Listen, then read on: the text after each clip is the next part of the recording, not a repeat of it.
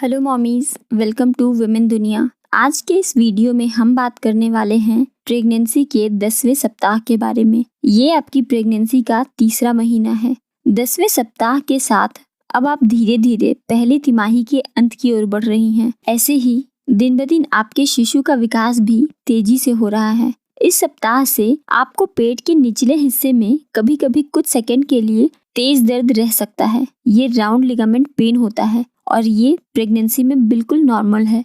इस महीने तक आपके गर्भपात होने का खतरा भी ज्यादा होता है, इसलिए आपको अपने शरीर में होने वाले सभी बदलावों पर ध्यान रखना चाहिए और कुछ भी अलग होता दिखाई दे तो तुरंत अपने डॉक्टर या घर के बड़े बुजुर्ग से सलाह लेनी चाहिए। इस सप्ताह के खत्म होते होते आप प्रेगनेंसी हार्मोन्स के साथ शारीरिक और मानसिक तौर पर सेटल होने लगती हैं। आइए अब हम जानते हैं इस सप्ताह में बच्चे का विकास कहाँ तक हुआ है।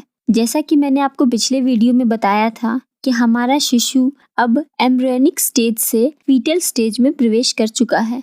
इस सप्ताह के अंत तक शिशु लगभग 1.6 इंचेस तक लंबा हो चुका होता है और इसका वजन लगभग 4 ग्राम तक होता है, यानी कि शिशु अभी एक ग्रीन ऑलिव के जितना बड़ा है। शिशु के हाथ और पैर अब मुड़ने और घूमने लगे हैं। आपको बच्चे के घूमने का एहसास अभी हो या ना हो, पर बच्चा अब काफी एक्टिव हो चुका है और उसकी उंगलियां जो पहले एक दूसरे से जुड़ी हुई थी, अब वो एक दूसरे से अलग होना शुरू हो गई है। आइए अब हम जानते हैं प्रेगनेंसी के दौरान आपके शरीर में क्या बदलाव होते हैं। प्रेगनेंसी के दौरान वजाइना से सफेद रंग का पतला और थोड़ी सी गंध वाला डिस्चार्ज बढ़ जाता है, जो कि बिल्कुल नॉर्मल है। ये डिस्चार्ज महिला के शरीर को इन्फेक्शन से बचाने के लिए होता है। इससे आपको डरने की बिल्कुल जरूरत नहीं है। लेकिन अगर ये डिस्चार्ज सफेद रंग का ना होकर लाल, गुलाबी, हरा या भूरे रंग का हो तो आपको तुरंत अपने डॉक्टर से मिलना चाहिए।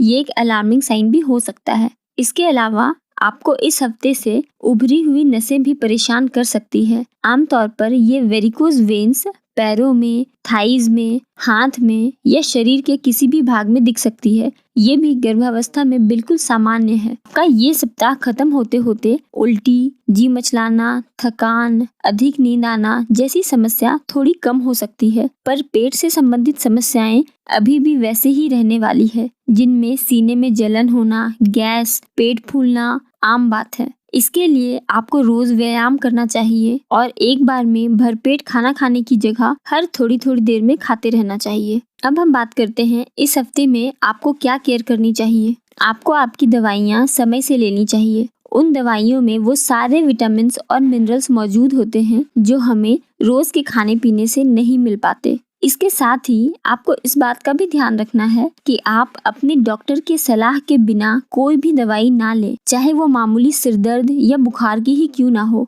बिना डॉक्टर के सलाह के ली गई कोई भी दवाई प्रेगनेंसी में माँ और बच्चे दोनों के लिए जानलेवा साबित हो सकती है। अगर आपने अभी तक व्यायाम करना शुरू नहीं किया है तो अब आपको ये जरूर से शुरू कर देना है। शुरुआत आप कम समय से कर सकते हैं और धीरे धीरे व्यायाम के समय को बढ़ा सकते हैं। प्रेगनेंसी के दौरान हर महिला को अपने आप को फिट रखना चाहिए। इससे गर्भवती महिला और उसके गर्भ में पल रहे शिशु दोनों ही एक्टिव रहते हैं। पूरी गर्भावस्था में फिजिकल एक्टिविटी करते रहने से बच्चे की डिलीवरी होने में भी आसानी होती है। इस दौरान आपको संतुलित आहार लेने की जरूरत है। आपके अच्छे खान पान से ही बच्चे का विकास सही ढंग से होता है। आप जो भी खाती हैं उसका सीधा असर गर्भ में पल रहे शिशु पर पड़ता है। इसलिए इस दौरान माँ के शरीर को अधिक पोषक तत्वों की जरूरत पड़ती है। आपको अपने खाने में कुछ चीजों को जरूर से शामिल करना चाहिए, जैसे कि डेयरी प्रोडक्ट्स, ड्राई फ्रूट्स, अंडे, हरी सब्जियां,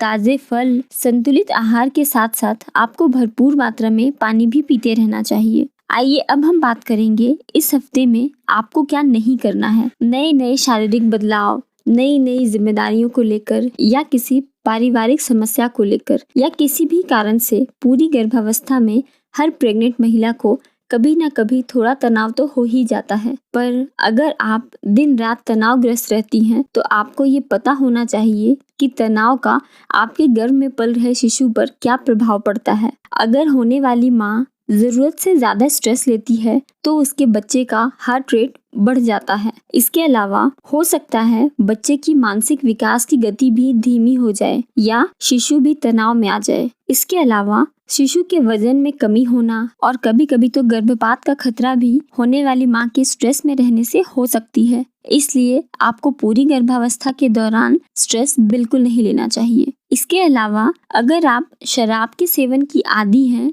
तो आपको इससे भी परहेज करना चाहिए, क्योंकि इससे माँ का शरीर डिहाइड्रेट होता है और गर्भ में पल रहे शिशु पर भी बुरा असर पड़ता है। इन सब के अलावा आपको अपने खाने में मैदा से बने पदार्थों जैसे मैगी, चाउमीन आदि के सेवन से भी बचना चाहिए। ये भी शरीर में पानी की कमी को बढ़ाता है। आइए अब हम जानते हैं कि आपको क्या हो तो आप तुरंत अपने डॉक्टर से संपर्क करें। जैसा कि हमने आपको पहले भी बताया, अगर आपको अपने वजाइना से सफेद रंग का पतला पानी आता दिखे तो ये बिल्कुल नॉर्मल है, पर अगर ये पतला पानी हल्के लाल, गुलाबी, हरा, भूरा या बैंगनी रंग का तरल पदार्थ हो तो आपको ये बात अपनी डॉक्टर से जल्द डिस्कस करनी है। ये गर्भपात की तरफ भी इशारा कर सकते हैं और हो सकता है आपको कोई और भी गंभीर समस्या हो। इसलिए जब भी आपको ऐसा होते दिखे आप इसे बिल्कुल नजरअंदाज ना करें। इन सब चीजों के अलावा अगर आपके शरीर में कुछ अलग सा होता दिखे जो आपको पहले नहीं होता था तो ये बदलाव भी तुरंत घर के बड़े बूढ़ों से और बाद में अपने डॉक्टर से जरूर से डिस्कस करें।